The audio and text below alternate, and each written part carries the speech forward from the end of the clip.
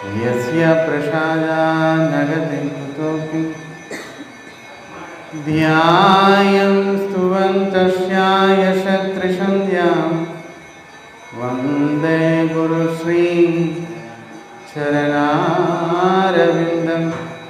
विश्वसर्गविसर्गाणि नवलक्षणलक्षितं श्रीकृष्णाख्यं परं धाम जगद्धाम नमामृतं वागीशायस्य वदने लक्ष्मीर्यस्य च वक्षसि यस्यास्ते हृदये संवित् तं नृसिंहमहं भजे नारायणं नमस्कृत्य नरं चैव नरोत्तमं देवीं सरस्वतीं व्यासं ततो जयमुदीरये।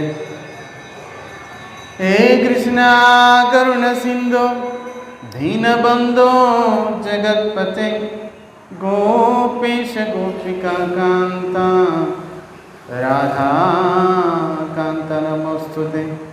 तप्तकाञ्चन गौराङ्गी राधे वृन्दावनेश्वरी वृषभानुसुते देवी प्रणमामि हरिप्रिये। श्रीचैतन्यमनोभीष्टं स्थापितं येन भूतले स्वयं रूपः कदा मह्यं ददाति स्वपदान्तिकं। वाञ्छाकल्पतरुभ्यश्च कृपासिन्धुभ्य एव च पतितानां पावनेभ्यो वैष्णवेभ्यो नमो नमः। भज श्रीकृष्ण चैतन्य प्रभु नित्यानंद श्री अद्वैत गदाधर श्रीवासादि गौरभक्तवृंद। हरे कृष्ण कृष्ण कृष्ण हरे हरे हरे राम राम राम हरे हरे। हरे कृष्ण कृष्ण कृष्ण हरे हरे हरे राम राम राम हरे हरे। हरि ओम तत्सत्। आंडाल तिरुवडिगले शरणं। नीलातुंगस्तनगिरितटी सुप्तमुद्बोध्य कृष्णं पाराद्यं स्वं श्रुतिशतशिरा सिद्धमध्यापयन्ति। सोचिष्टायां सृजनिगलितं या बलात्कृत्य भुङ्क्ते गोदा तस्यै नमः भूय एवास्तु भूयः। गोदा तस्यै नमः भूय एवास्तु भूयः। శ్రీ ధనుర్మాస వ్రతంలో శ్రీ ఆండాల అమ్మవారు ప్రసాదించిన శ్రీ తిరుప్పావై ఈరోజు రెండవ పాసురం. నిన్న మనము మొట్టమొదటి పాసురం చెప్పుకున్నామండి. మొట్టమొదటి పాసురంలో అమ్మవారు ఈ మార్గశీర్ష వ్రతం గురించి చెప్పారు, కాలాన్ని కొనియాడారు. మంచి రోజులు, మంచి కాలము, వ్రతానికి అనుకూలమైనవి అన్ని పరిస్థితులు కనుక అందరూ ఎవరికైతే శ్రద్ధ ఉంది, భక్తి ఉంది, విశ్వాసం ఉంది అందరూ వ్రతం చేయొచ్చు అంటూ అమ్మవారు నిన్న అందరినీ పిలిచారు. అలాగే నందమహారాజు సదా కృష్ణుణ్ణి రక్షిస్తూ ఉంటాడు. చూడండి, భగవంతుడు సర్వుల్ని రక్షిస్తుంటాడు. ఎప్పుడైతే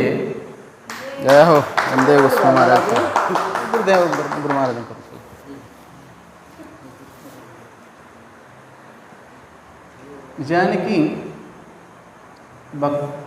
భగవంతుడు భక్తుల్ని రక్షిస్తూ ఉంటాడు. భక్తులు ఎప్పుడైతే ప్రేమలో మునిగినప్పుడు మేము భగవంతుడిని రక్షిస్తామంటూ వెళ్తారు. తేడా చూడండి. నిజానికి ప్రేమయుక్తమైన భక్తులకి సర్వసాధారణమైన భక్తులకి తేడా అన్నమాట. సర్వసాధారణమైన భక్తులు అందరి దగ్గరికి వెళ్తారు, అన్నీ అడుగుతారు, మాకు అది కావాలి ఇది కావాలి. చూడండి, విష్ణు చిత్తులు వారు, ఆయనకి ఇంకో పేరు పెరియాల్వారు చెప్పుకున్నాను. పెరి అంటే గొప్ప పెద్ద ఆల్వారు, పెరియాల్వారు. 12 మంది ఆల్వార్లు విష్ణు చిత్తులు వారు, అమ్మవారు, వీరిద్దరు ఉన్నారు. పెరియాల్వార్లు గొప్ప ఆల్వార్లు ఎందుకు పేరు వచ్చింది?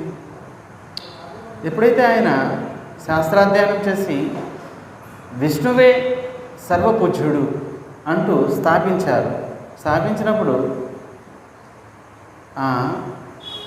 వల్లభదేవుడు అప్పడం తీసింది అవుతున్నాని వాళ్ళు జాయిచి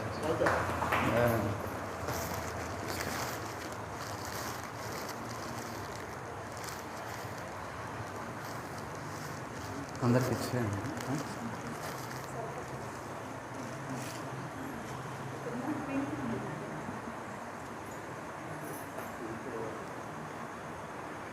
ఎప్పుడైతే విష్ణు చిత్తుల వాళ్ళు భగవంతుణ్ణి విష్ణువుని సర్వపూజ్యుడు అంటూ సర్వశాస్త్రాల నుంచి ప్రమాణం చెప్తూ ఉదాహరించారు. అప్పుడు వల్లభదేవుడు, పాండ్య వంశం యొక్క వల్లభదేవుడు, మథురైని పాలించే వల్లభదేవుడు ఒక ఏనుగు మీద కూర్చోబెట్టి ఆయన్ని ఊరేగించారు. చాలా గొప్పగా చెప్పారు అని. ఆ సమయంలో స్వయంగా లక్ష్మీనారాయణుడు దర్శనమిచ్చారు విష్ణు చిత్తుల వారికి. స్వామిని దర్శించి ఆయన అంటున్నారు, చూడండి, మిగతా ఆల్వార్లకి విష్ణు చిత్తులకి తేడా చూడండి. మిగతా ఆల్వార్లు స్వామి ఒక్కసారి దర్శనం ఇవ్వండి, ఒక్కసారి కనిపించండి, ఒక్కసారి మిమ్మల్ని చూస్తాం అంటూ అందరూ కొనియాడారు మిగతా ఆల్వార్లు. కానీ విష్ణు చిత్తుల ఆల్వార్లు రావద్దు రావద్దు రావద్దు రావద్దు అంటున్నారు. స్వతహంగా వచ్చారు స్వామి, దర్శనం ఇస్తున్నారు. పల్లాండు వెళ్ళిపోండి వెళ్ళిపోండి, ఇంకా రావద్దు రావద్దు. ఇదేంటిది? నిజానికి లోకుల యొక్క దృష్టి మీ మీద పడితే మీకు దిష్టి తగులుతుంది. ఇంత అందంగా ఉన్నారు స్వామి మీరు, ఇంత సౌందర్యం మీది, ఈ జనులు, పాపిష్టి జనులు మిమ్మల్ని చూస్తే మీకు దిష్టి తగులుతుంది. దిష్టి ఎక్కడ తగులుతుంది నా స్వామికి అని చెప్పి, స్వామి ఇంక వెళ్ళండి, సరిపోతుంది, వెళ్ళండి వెళ్ళండి. అందుకే పెరియాల్వార్లు అనే పేరు వచ్చింది. నేను చెప్పుకున్నాం నందమహారాజు యశోద గురించి చెప్పుకున్నాం. ఈరోజు గోపికలందరినీ పిలిచింది. తన తోటి స్నేహితురాళ్ళు వారందరూ గోపికలే. తాను ఉన్న శ్రీవిల్లిపుత్తూరే బృందావనం, నందగోకులం. అందరినీ పిలిచింది, అందరు వచ్చారు. వచ్చిన తర్వాత ఇది మన వ్రతం, ఇలా చేద్దాము, నారాయణని నేను చెప్పింది, నారాయణ నామం చేద్దాం మనం అని చెప్పింది. మనం నారాయణ నామం చేస్తూ స్నానం చేస్తాం, నారాయణ నామం చేస్తూ నందభవనం వెళ్తాం, కృష్ణుని కలుస్తాం అని చెప్పింది. వెంటనే ఒక గోపిక నిలబడి అడుగుతుంది, సరే వ్రతం వ్రతం అంటున్నావు, వ్రతంలో ఏమైనా నియమాలు ఉన్నాయేంటి? ఈ 2వ పాసురంలో అమ్మవారు చెప్తున్నారు, వ్రతం అంటేనే నియమాలు, నియమాలు లేకుండా వ్రతం ఎక్కడైనా ఉంటున్నాయి? సరే సరే నియమాల గురించి చెప్పండి ఒకసారి. ఏం చెయ్యచ్చు, ఏం చేయకూడదు, ఎలా ఉండాలి, ఎలా ఉండకూడదు, ఈ నియమాల గురించి ఒకసారి మాకు చెప్పండి అంటూ ఒక గోపిక అడిగింది. వెంటనే ఆండాల అమ్మవారు చెప్తున్నారు, 2వ పాసురం ఒకసారి 20వ నెంబర్ పేజీ నెంబర్ 20.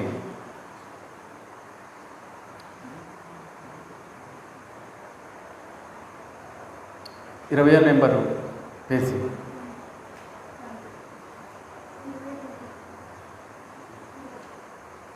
రెండో పాసురం ఒకసారి నేను చెప్తాను, మీరు చెప్పండి.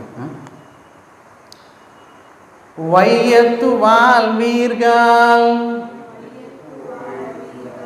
వైయత్తు వాల్మీర్గాల్, నామం నామం நாமும் நம் பாவைக்கு நம் பாவைக்கு நம் பாவைக்கு செய்யும் கிரிசைகள் கிரிசைகள்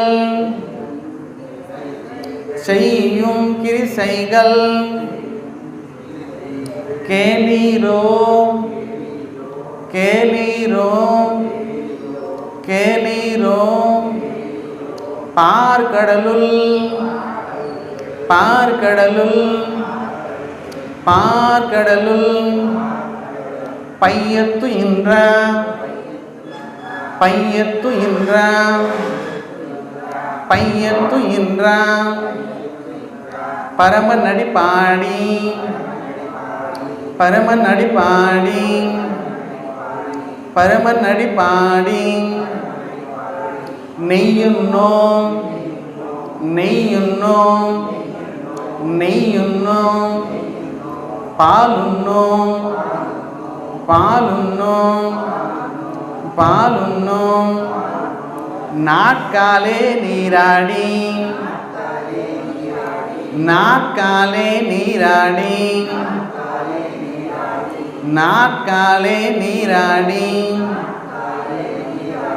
மையிட்டு மையிಟ್ಟು ಎಲುದೋ ಎಲುದೋ ಮಲರಿಟ್ಟು ಮಲರಿಟ್ಟು ನಾ முடியும் நா முடியும் நா முடியும் செய்யாதன செய்யோம் செய்யாதன செய்யோம் செய்யாதன செய்யோம் தீக்குறளை தீக்குறளை தீக்குறளை சென்று ஓதோம் சென்று ஓதோம் சென்று ஓதோம் ஐயமும் ஐயமும் ஐயமும் பிச்சையும் பிச்சையும் பிச்சையும் ஆந்தனையும்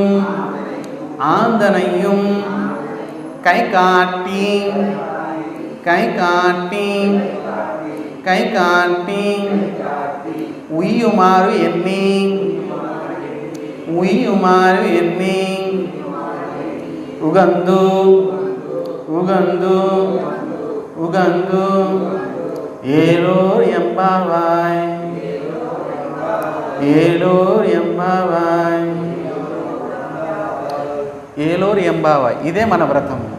ప్రతి పాసురం చివర ఏలూరు ఎంబావాయ్ అని వస్తుంది. ఇదే మన వ్రతం. సరే, నియమాలు అమ్మవారు చెప్తున్నారు. మొట్టమొదట సంబోధిస్తున్నారు వైయత్తు వాల్మీర్గా.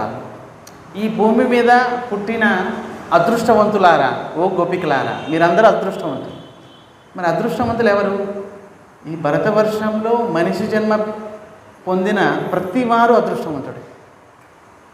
ఈ భరతవర్షంలో మనిషి జన్మ పొందిన ప్రతివారు అదృష్టవంతుడే. ఎందుకంటే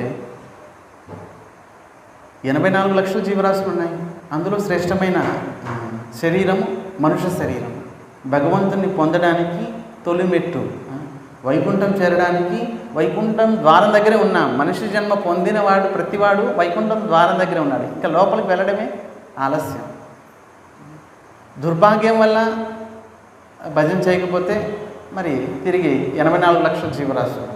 నిజానికి పాపం చేస్తే నరకం వెళ్తారు, పుణ్యం చేస్తే స్వర్గం వెళ్తారు.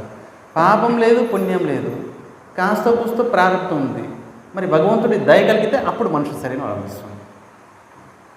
పాపం అనుభవించేశాం, పుణ్యం అనుభవించేశాం, ప్రారంధం ఎంతో కొంత ఉంది, భగవంతుడు దయ కలిగింది, ఆ జీవికి మనుషుల శరీరం లభించింది. కనుక భగవంతుడి దయ ఎవరి మీద కలిగితే వారికి మనుషుల శరీరం. అంటే మనకి ఇప్పుడు మనం అందరం అదృష్టవంతులం. మరి ఆ స్వామిని నామాల్ని మేము చెప్పగలుగుతున్నాం, మీరు వినగలుగుతున్నారు, దర్శించగలుగుతున్నారు. మనమందరం అదృష్టవంతులే. ఎంత అంటే దేవతల కంటే అదృష్టవంతులం. మిగతా సత్యయుగం, త్రేతాయుగం, ద్వాపరయుగంలో పుట్టిన జనాల కంటే అదృష్టం. ఇదేంటి స్వామి, మిగతా యుగాల్లో జనాలు భగవంతుడిని మరి అవతరించినప్పుడు ఇలా చూస్తుంటారు కదా. మరి భగవంతుని చూడడం పెద్ద విషయం కాదు, భగవంతుని భక్తి, భగవంతుని సేవ లభించడం పెద్ద విషయం. సేవ లభించింది, సేవ చేస్తున్నారంటే భగవంతుడు మీ వశంలో ఉన్నారు. భగవంతుడు దర్శనం ఇచ్చారంటే ఎప్పుడు మీ దగ్గర ఉంటారని గ్యారంటీ ఏముండదు కదా. కానీ సేవ మీ దగ్గర ఉందంటే భగవంతుడు మీ దగ్గరే ఉంటారు. కనుక ఇక్కడ అమ్మవారు అందరినీ సంబోధిస్తున్నారు, మీరందరూ చాలా అదృష్టవంతులు. అది కూడా శ్రీవిల్లిపుత్తూరులు ఇక్కడ జన్మించారు, ఇంకా అదృష్టవంతులు మీరందరూ కూడా. మరి నిజానికి ఆనందాన్ని పొందడానికి మీరు యోగ్యులు. ఆనందం, సత్ చిత్ ఆనందం, 3 స్వరూపాలు చెప్పాను. సత్ చిత్ ఆనంద స్వరూపుడు భగవంతుడు. ఆనందం అనేది భగవంతుడి దగ్గర ఉంటుంది. ఎవరైతే భజన చేస్తారో వారికి ఆనందం లభిస్తుంది, మిగతా ఇంకెవరికి లభించదు. భజన చేయని వారికి ఆనందం ఎప్పుడు లభించదు. డబ్బుతోటి ఆనందం రాదండి, డబ్బు ఆస్తులతోటి ఆనందం ఎప్పటికీ రాదు. డబ్బుతోటే ఆనందం వచ్చే పని అయితే డబ్బున్న వాళ్ళంతా ఆనందం ఉండేవాళ్ళు కదా, మరి వాళ్ళు కూడా దుఃఖంగా ఉన్నారు. ఎందుకని? కారణం ఏంటి? కనుక శరీరానికి కావాల్సింది బాహ్యమైన వస్తువులతోటి ఆనందం పొందడానికి, కానీ లోపల ఆత్మ ఉంది. కానీ ఈ ఆత్మకి బాహ్య వస్తువులు ఏవి కూడా ఆనందం చేకూర్చలేవు. ఈ ఆత్మకి కేవలం భగవంతుడి యొక్క నామాలు, భగవంతుడి కథ మాత్రమే ఈ ఆత్మకి ఆనందం చేకూర్చుతాయి. మరి దురదృష్టవశమున ఆత్మస్వరూపమైన మనము ఈ విషయం మర్చిపోయి ఈ శరీరమే నేను అనుకొని బ్రతుకుతున్నారు జీవులు. ఇక్కడ అమ్మవారు అందరినీ ఒకసారిగా, ఓ గోపికలారా, అదృష్టవంతులారా, సరే నంపావైకు, మనం చేసే వ్రతంలో మన స్వార్థం అంటూ ఏం లేదు, అందరికీ మేలు చేకూర్చడానికి మనం వ్రతం చేస్తున్నాం. చూడండి, ఒక కృష్ణ భక్తుడు ఉన్నాడంటే లోకమంతా ఆ కృష్ణ భక్తుని పూజిస్తారు. ఒక కృష్ణ భక్తుడు, ధ్రువుడు చూడండి, భగవంతుడు దర్శించి వెళ్తుంటే మరి ఏ సవతి తల్లి అయితే ఆయనతోటి పరుషమైన మాటలు మాట్లాడింది, ఆవిడ నమస్కారం చేస్తుంది ధ్రువుడికి. కనుక తుప్యంతి తస్కంద భుజోపశాఖ, చెట్టు మొదలకి నీళ్ళు పోస్తే చెట్టు అంతా కూడా వృష్టి అవుతుంది. మొదలకు నీళ్ళు పోస్తే చాలు. మరి కాండము, ఉపశాఖలు, శాఖలు, పువ్వులు, పండ్లు అన్నీ కూడా, ఆకులు అన్నీ కూడా వృష్టి అయిపోతాయి మొదలకు నీళ్ళు పోస్తాయి. మొదలు కృష్ణుడు, ఆయన భక్తి చేస్తే చాలు. మరి సర్వజీవులు కూడా మీకు నమస్కారం చేస్తారు, గొప్ప వ్యక్తులని. ఇక్కడ మనము చేసే కృష్ణ భక్తి నిజానికి స్వార్థం కాదు. ఎందుకంటే లోకులందరూ కూడా బాగుపడతారు కృష్ణ భక్తి చేయడం వల్ల. సరే చెయ్యం కిరిసైగలు, చేయాల్సిన నియమాలు చెప్తున్నాను వినండి. కేలీరో, శ్రద్ధగా వినండి, కాస్త సావధానంగా వినండి. కేలీరో, కాస్త సావధానంగా వినండి. సరే ఏం చేస్తాం? మొట్టమొదటి నియమము అమ్మవారు చెప్తున్నారు. ఈ ధనుర్మాస వ్రతం చేయడానికి మొట్టమొదటి నియమం ఏంటంటే, పార్కడలు పైయెత్తు ఇంద్ర పరమన్నడి పాడి, పాల సముద్రంలో శేషతల్పం మీద శయనించి ఉన్న ఆ స్వామి యొక్క నామాల్ని కొనియాడదాము. ఇది మొట్టమొదటి నియమం. భగవన్ నామాన్ని జపిద్దాము, కీర్తిద్దాము, శ్రవణం చేద్దాము. ఇది మొట్టమొదటి నియమం.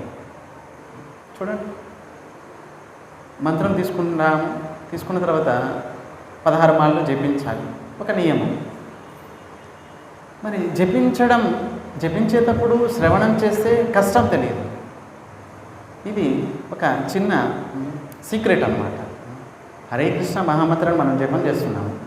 జపం చేసేటప్పుడు మన యొక్క మనసు ఎప్పుడు కూడా ఎప్పుడైపోతుందా ఇలా కాకుండా ఆ మనసుని మనము చెప్పే ఆ మహామంత్రం, మనం చేసే ఉచ్చారణ మీదే కాన్సన్ట్రేషన్ చేస్తే ఆ శబ్ద తరంగాలు అనేది మన హృదయంలోకి ప్రవేశిస్తాయి, ఒక గొప్ప ఆనందాన్ని ఇస్తాయి. గోలోకేర ప్రేమదన హరినామ సంకీర్తన. నిజానికి ఆ భగవన్ నామము, ఆ యొక్క సంకీర్తన, ఆ యొక్క నామాలు అనేవి గోలోకం నుండి వచ్చాయి, ఈ భౌతిక జగత్తుకు చెందినవి కాదు. హరే కృష్ణ మహామంత్రం అనేది భౌతిక జగత్తుకు చెందింది కాదు. గోలోకేర ప్రేమదన హరినామ సంకీర్తన గోలోకం నుంచి వచ్చింది. మరి గోలోకం నుంచి వచ్చిందంటే మరి ఎంతగా శ్రవణం చేస్తే అంత ఆనందం కలుగుతుంది. ఆ ఆనందంలో మనకే తెలియదు 16 మాలలు అయిపోయాయి, అంత తొందరగా అయిపోతాయి. ఎప్పుడైపోయాయా అనిపిస్తుంది. నిజానికి శ్రవణం చేస్తే ఆ ఆనందంలో ఎప్పుడు 16 మాలలు అయిపోయాయి. రోజు ఏంటి 16 మాలలు, అబ్బా 8 మాలలు అవడమే కష్టం, మరి 16 మాలలు ఎలా అయిపోయాయి అనిపిస్తుంది నిజానికి. మరి ఈ విధంగా మనము ఉచ్చారణ చేయాలి, మన చెవులకి వినిపించేటట్లుగా.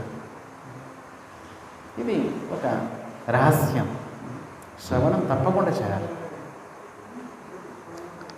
సరే, కేలీరు వినండి. ఏంటి మొట్టమొదటి నియమం?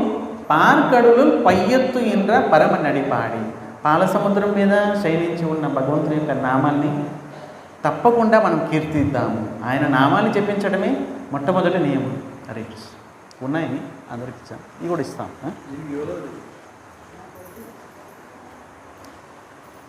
సరే, మొట్టమొదటి నియమము భగవంతుని నామాన్ని జపించాలి, కీర్తించాలి, శ్రవణం చేయాలి. మొట్టమొదటి నియమం.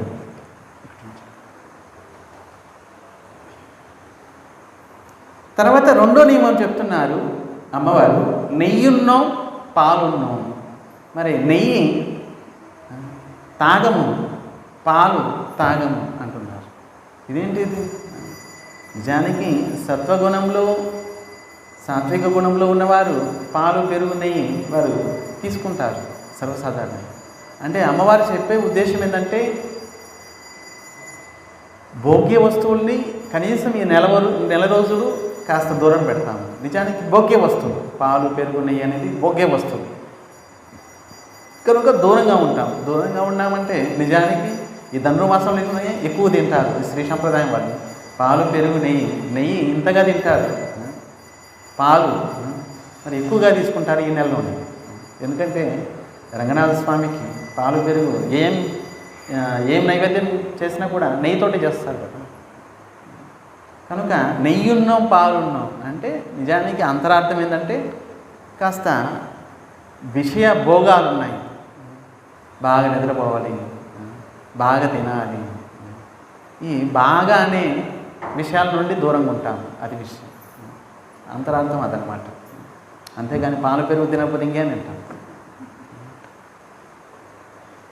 పాలున్నాం, నెయ్యున్నాం. మరి ఇంతగా నెయ్యి నైవేద్యంలో పోస్తారు. బృందావనంలో రంగనాథ మందిరం ఉంది. నిజానికి శ్రీరంగంలో శయనించి ఉంటారు స్వామి.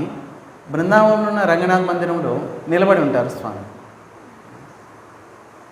అక్కడ ధనుర్మాసం ఉత్సవాలు చాలా బాగా చేస్తారు.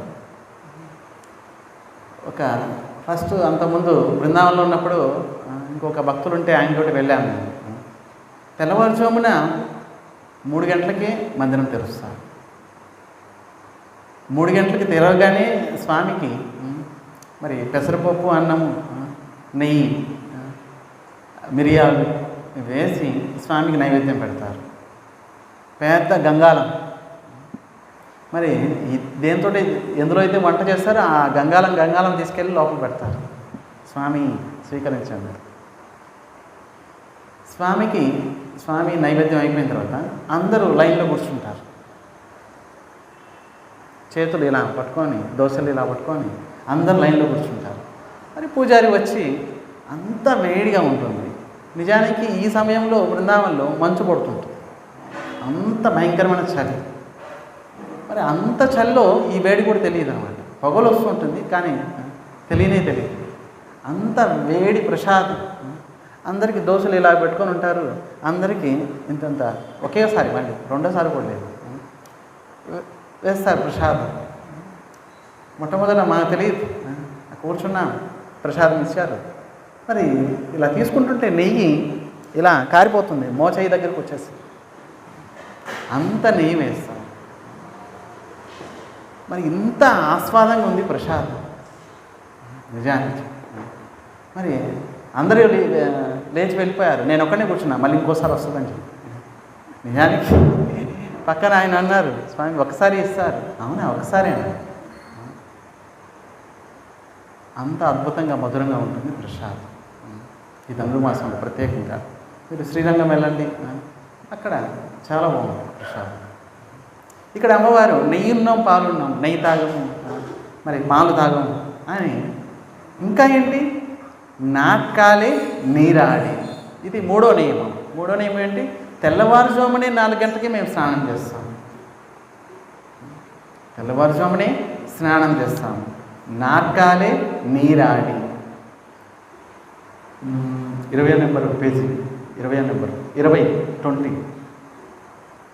22వ పాస్వర్డ్ 20 పేజ్ నెంబర్ 20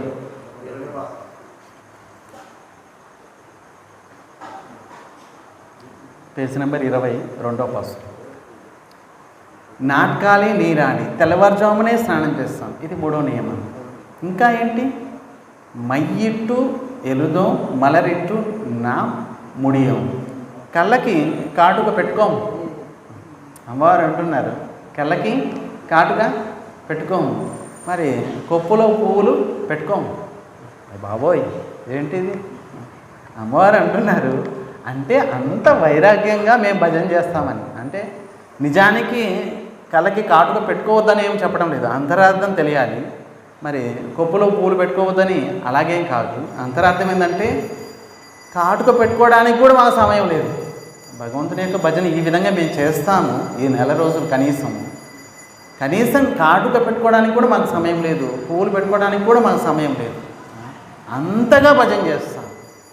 నిజానికి అద్దంలో చూసుకొని ముఖం ఎలా ఉందో అని చూసుకోవడానికి కూడా మా సమయం లేదు, అంతగా భజన చేస్తామని అర్థం అన్నమాట.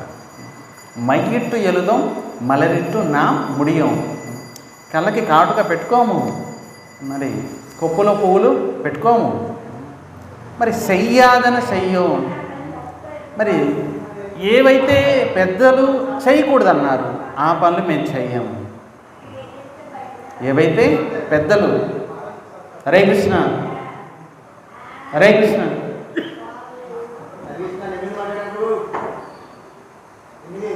చెయ్యాదన చెయ్యం, పెద్దలు ఏవైతే చేయకూడదన్నారు ఆ పనులు చెయ్యం.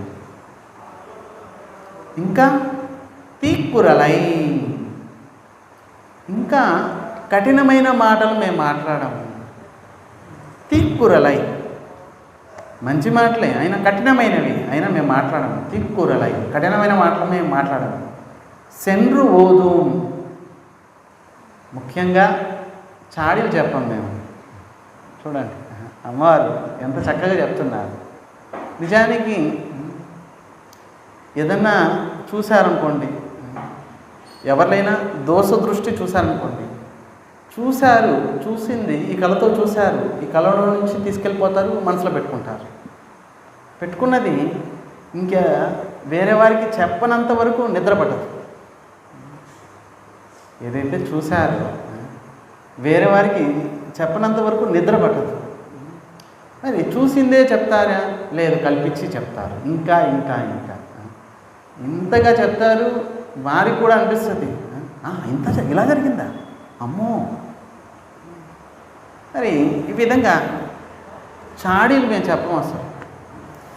నిజానికి చాడీలు చుగిలి అంటారు హిందీలో. మరి చాడీలు చెప్పడం ఒక దురలవాటు, వ్యసనం ఇది. మరి చెప్పకుండా ఉండలేదు, చెప్తారు అలాగే. నిజానికి ఒక ఇద్దరు వ్యక్తుల మధ్య శత్రుత్వం గొడవైంది అనుకున్నాను. మీ దగ్గరకు వచ్చి ఆవిడ విషయాలే ఎక్కువగా చెప్తారు. ఏంటి మీరు రారా ఏంటి పెళ్ళికి? ఓహో తెలిసిపోయిందండి, ఆవిడికి మీకు పడదు కదా, మిమ్మల్ని పిలవలేదు కదా. అయినా కూడా పెళ్ళి ఇలాంటి అసలు మనసులో పెట్టుకోవడం ఏంటి? అసలు మిమ్మల్ని మీరు లేకపోతే అసలు పెళ్ళి ఎలా జరుగుతుంది? మిమ్మల్ని అసలు పిలవాలి, ముఖ్యంగా మిమ్మల్ని పిలవకపోవడం ఏంటి? అసలు వెళ్ళేదాన్ని వెళ్ళొచ్చు కదా, మరి ఇక్కడ ఎందుకు? ఇంతగా సరే అమ్మో వాళ్ళ ఇంటికి వెళ్ళినప్పుడు మీ గురించి చెప్పారు, ఇప్పుడు ఎందుకులే ఆ విషయాలు, మళ్ళీ మీకు కోపం వస్తుంది. మళ్ళీ మీకు కోపం వస్తుంది. ఏం జరిగింది చెప్పండి, ఏం చెప్పింది నా గురించి?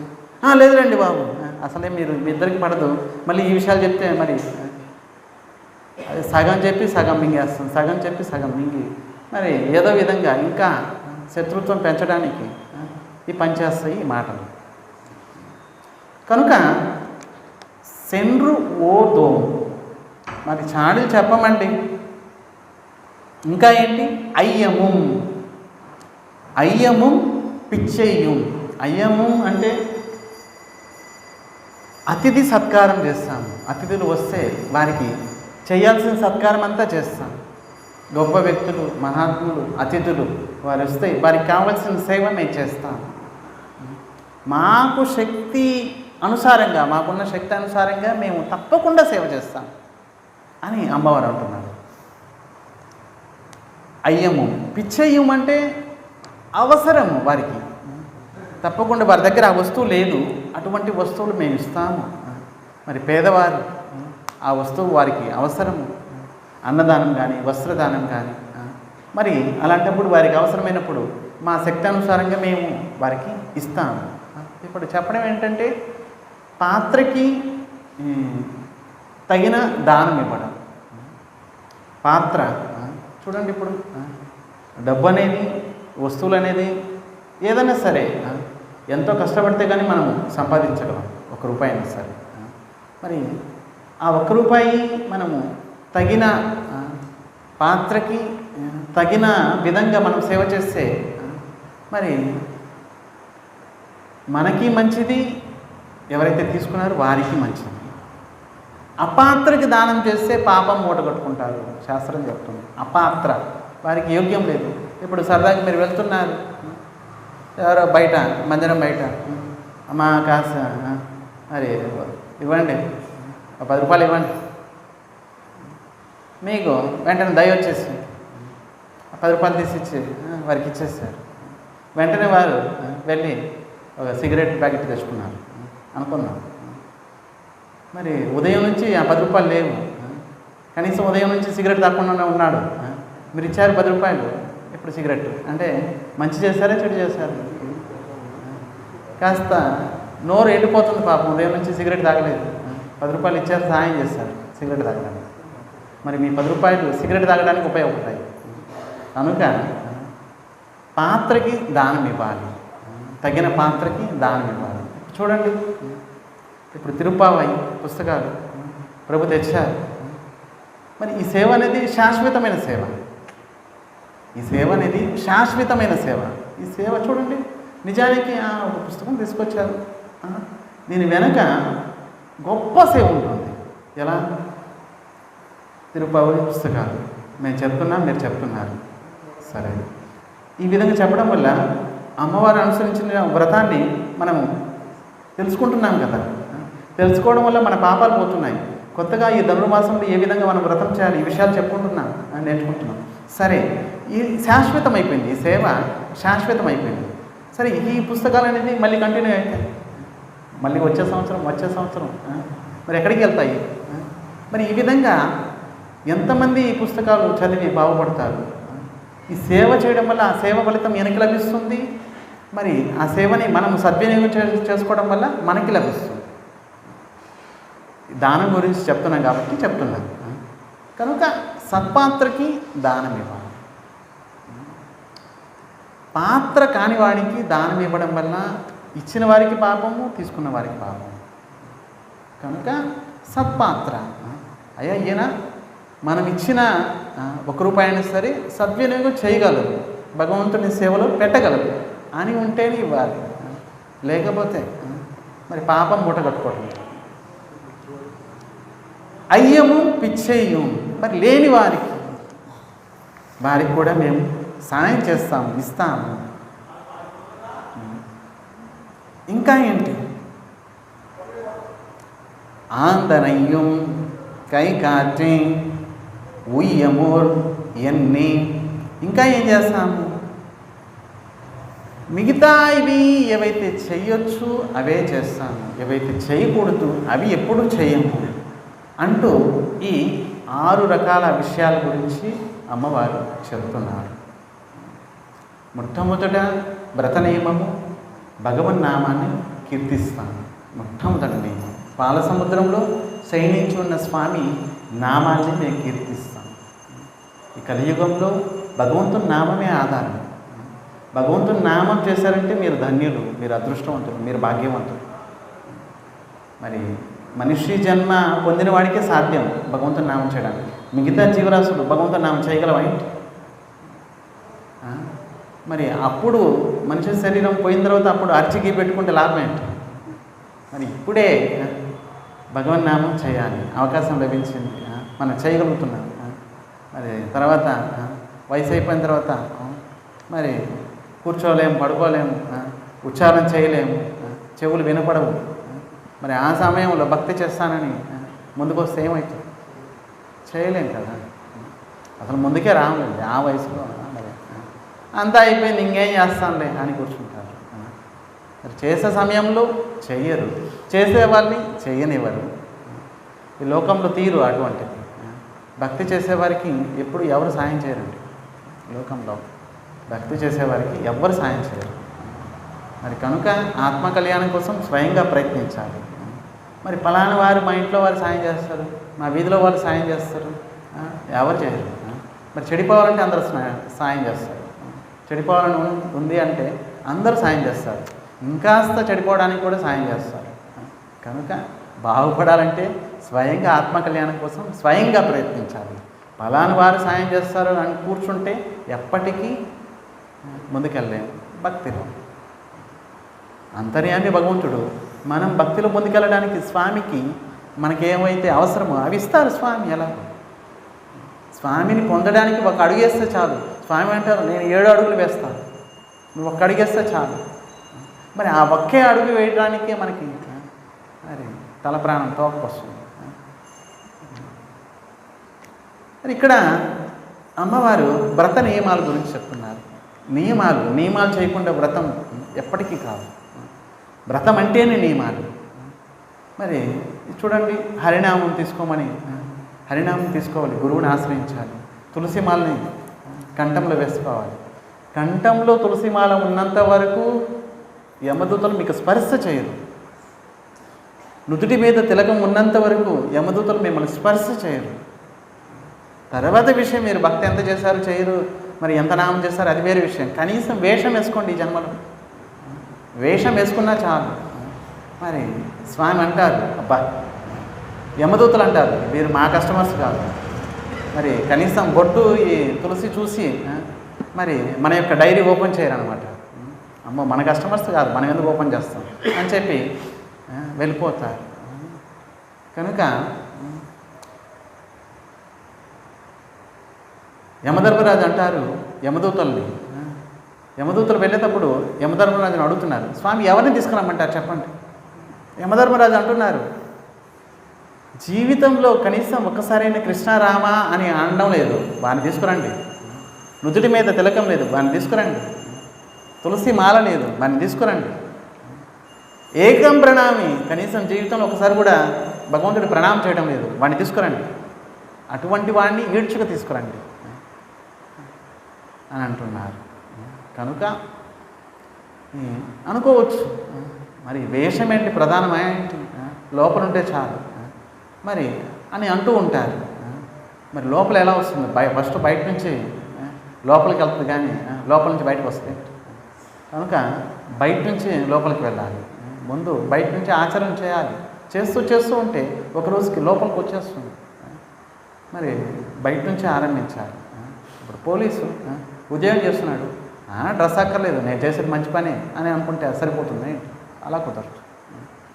మరి దొంగను పట్టుకోవడానికి నేను పోలీసు అని చెప్పడానికి ముందు వేషం ఉండాలి కదా.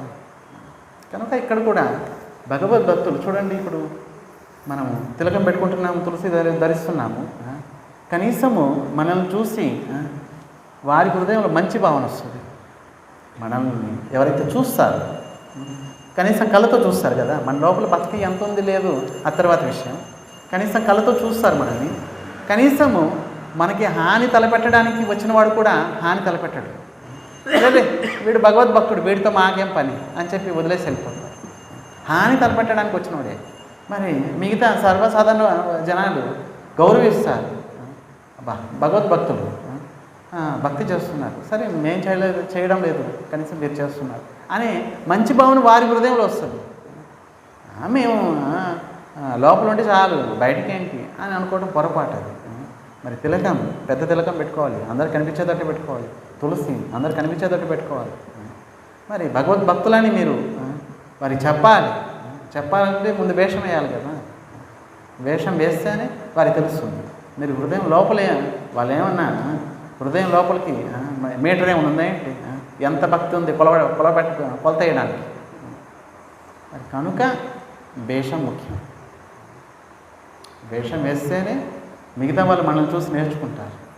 చూడండి పెద్ద పెద్ద మన ఆచార్యులు వాళ్ళకి ఏం అవసరం, వాళ్ళు భగవంతుడి పార్షదులు, వాళ్ళు రోజు స్నానం చేసి తిలకం పెట్టుకుంటున్నారు, తులసి ధరిస్తున్నారు, నామం జపం చేస్తున్నారు. వారికి ఏం అవసరం, వారి భగవంతుడు నిత్య పార్షదులు. వాళ్ళు భగవంతుడు పంపించారు వాళ్ళని, మనలాంటి వాళ్ళని ఉద్ధరించడానికి. వారు స్వయంగా ఆచరించి మనల్ని ఆచరించేటట్లుగా చేస్తారు. అందుకే అవన్నీ గ్రహిస్తారు. కనుక తప్పకుండా ఉండాలి. ఇప్పుడే కాదు, వైకుంఠం గోలోక బృందావనం వెళ్ళిన తర్వాత కూడా తిలకం ఉంటుంది, తులసి ఉంటుంది, అన్నీ ఉంటాయి. ఇవి నిత్యము. ఈ వేషం అనేది నిత్యం అండి, డూప్లికేట్ కాదు, తాత్కాలికం కాదు, నిత్యము. కనుక ఈరోజు మనం వ్రత నియమాల గురించి చెప్పుకున్నాం. రేపు ఇంకో గోపిక అడుగుతుంది, సరే ఇంత కష్టపడి వ్రతం చేస్తాము, ఫలితం లభిస్తుందా లేదా అని అడుగుతుంది ఇంకో గోపిక. వెంటనే అమ్మవారు అంటున్నారు, స్వయంగా భగవంతుడే ఇస్తాడు కదా, నీకెందుకు అవ్వాలి? ఎవరి గురించి అయితే వ్రతం చేస్తావో ఆయనే ఇస్తారు ఫలితం. మరి ఇంకేంటి బాధ? మరి తర్వాత 4వ పాసురంలో చెప్తున్నారు అమ్మవారు, దేవతలు సైతం మనకు సాయం చేస్తారు. మనం కృష్ణ భక్తి చేస్తాము అంటే దేవతలు సైతం మనకి సాయం చేస్తారు అంటూ 4వ పాసురంలో ఇలా అమ్మవారు ఇలా చూస్తున్నారు. చూసినప్పుడు అరే అందరూ వచ్చారా రాలేదా? వెంటనే ఇంకో గోపిక అంటుంది, లేదు మా పక్కింటి గోపిక ఇంకా రాలేదు. ఇంకొక ఆవిడ అంటుంది, మా ఎదురింటి గోపిక, అరే 10 మంది రాలేదు, పద వెళ్దాం అంటూ. అమ్మవారి ఉద్దేశం ఏంటి? అందరూ వ్రతం చేయాలి. శ్రీవిల్లిపుత్తూరులో మనతోటి స్నేహితురాళ్ళు అందరూ కూడా వ్రతం చేయాలి, ఎవరొక్కరు కూడా మిస్ అవ్వడానికి కుదరదు అంటూ అమ్మవారు ఆ 10 మంది గోపికల్ని నిద్రలేపి తీసుకొస్తుంది. తర్వాత మనం చెప్పుకుంటాం. సో ఈరోజుతోటి మనం 2 పాసురాలు చెప్పుకున్నామండి.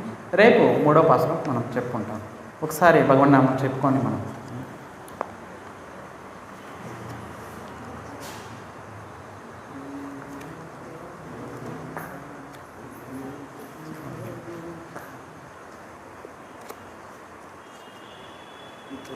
శ్రీ శ్రీనివాస గోవింద, శ్రీ వెంకటేశ గోవింద. ఏంటండి?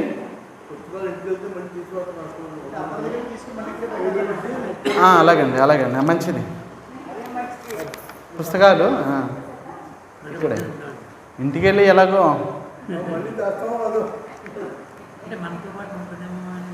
ఏంటండి ఇప్పుడు వ్రతం అయిపోయిన తర్వాత తీసుకెళ్ళండి, కనీసం 2 నెల రోజులు ఇక్కడ ఉంచండి. శ్రీ శ్రీనివాస గోవింద, శ్రీ వెంకటేశ గోవింద, భక్తవత్సల గోవింద, భాగవత ప్రియ గోవింద, నిత్య నిర్మల గోవింద, నీలమేఘ శ్యామ గోవింద, పురాణ పురుష గోవింద, పుండరీకాక్ష గోవింద, గోవింద హరి గోవింద, గోకుల నందన గోవింద, గోవింద హరి గోవింద, గోకుల నందన గోవింద, నందనందన గోవింద, నవనీత చోర గోవింద, బసుబాలక శ్రీ గోవింద, పాప విమోచన గోవింద, దుష్ట సంహార గోవింద, దురిత నివారణ గోవింద, శిష్ట పరిపాలక గోవింద, కష్ట నివారణ గోవింద, గోవింద హరి గోవింద, గోకుల నందన గోవింద, గోవింద హరి గోవింద, గోకుల నందన గోవింద, వజ్రముకుచధర గోవింద, వరాహమూర్తివి గోవింద, గోపీజనలుల గోవింద, గోవర్ధనోద్ధర గోవింద, దశరథ నందన గోవింద, దశముఖమర్ధన గోవింద, పక్షివాహన గోవింద, పాండవ ప్రియా గోవింద, గోవింద హరి గోవింద, గోవింద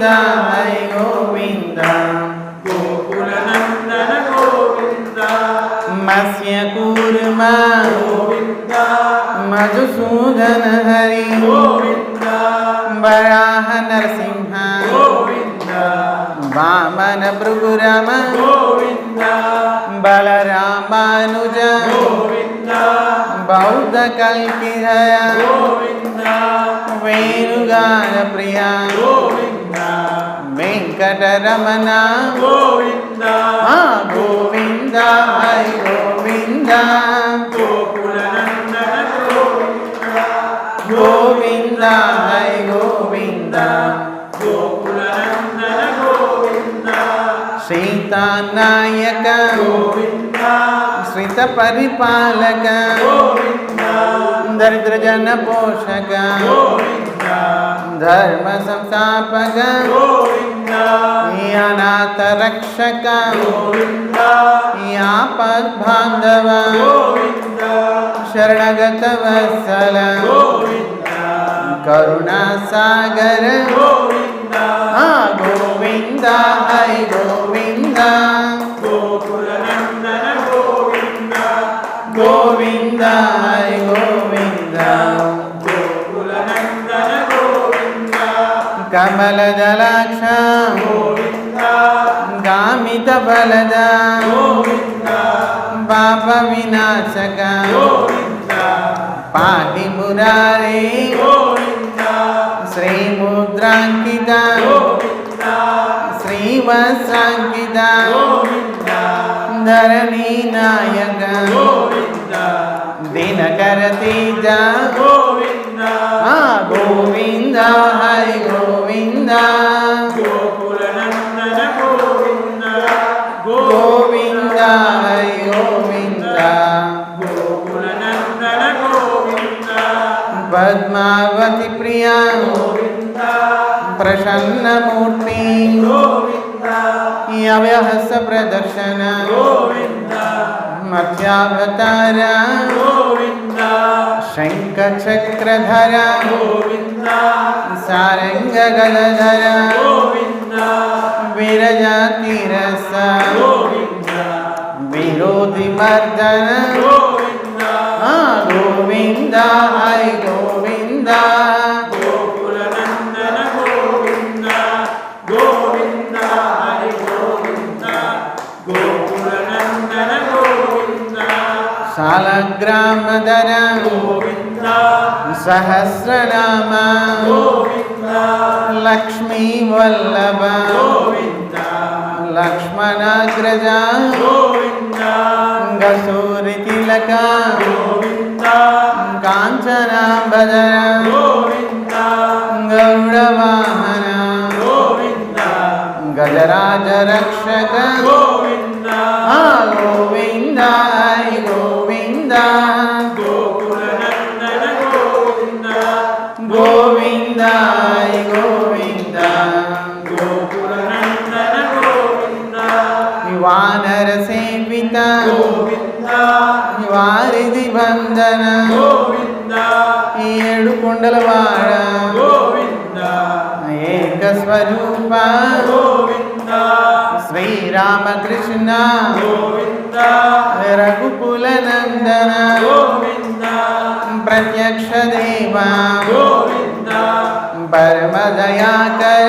గోవింద గోవింద హై గోవింద గోకుల నందన గోవింద గోవింద హరి గోవింద గోకుల నందన గోవింద వజ్ర కవచధర గోవింద వైజయంతి మాల గోవింద వడ్డీ కాసులవాడ గోవింద వసుదేవ తనయ గోవింద బిల్వ పత్రాక్షిత గోవింద భిక్షుక సంసుత గోవింద స్త్రీ పుంరూప గోవింద శివకేశమూర్తి గోవింద గోవింద హై గోవింద గోకుల నందన గోవింద గోవింద హరి గోవింద గోకుల నందన గోవింద బ్రహ్మాండ రూప గోవింద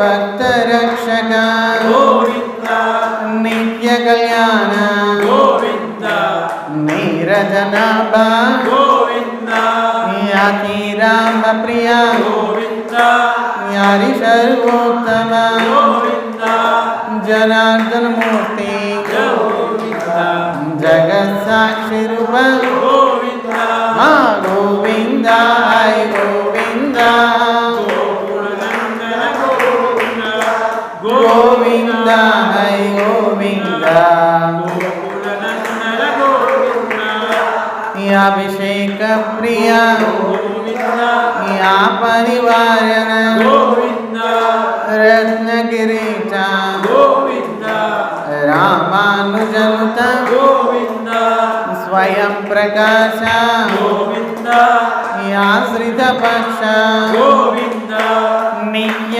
శుభప్రద గోవింద నిఖిల లోకేశ గోవింద ఆ గోవింద హై గోవింద గోకులనందన గోవింద గోవింద హై గోవింద గోకులనందన గోవింద ఆనంద రూప గోవింద ఆద్యాంతరహిత ఇహ పరదాయక గోవింద పరాజ రక్షక గోవింద పరమ దయాలో గోవింద పద్మనాభ హై గోవింద తిరుమల వాస గోవింద తులసి వనమల గోవింద ఆ గోవింద హై గోవింద గోకులనందన గోవింద గోవింద హై గోవింద గోకులనందన గోవింద శేషాద్రి నిలయ గోవింద శేష సాయిని గోవింద శ్రీ శ్రీనివాస గోవింద శ్రీ వెంకటేశ గోవింద ఆ గోవింద హై గోవింద గోకులనందన గోవింద గోవింద హై గోవింద గోకులనందన గోవింద గోవింద హై గోవింద గోకులనందన గోవింద గోవింద గోవింద గోవింద హరే కృష్ణ बोलो रंगनाथ भगवान की जय। श्री गोदादेवी भगवान की जय। श्री तिरुप्पावई की जय। श्री आंडाल अम्मवारी की जय। श्री विष्णु चित्तल की जय। श्री विल्लीपुत्तूर की जय। समवेद भक्त वृंद की जय। अनंत कोटि वैष्णव वृंद की जय। श्री राम संकीर्तन की जय। जय पूज्य भद्रधन स्वामी भक्ति गंगन वरदाई महाराज की जय।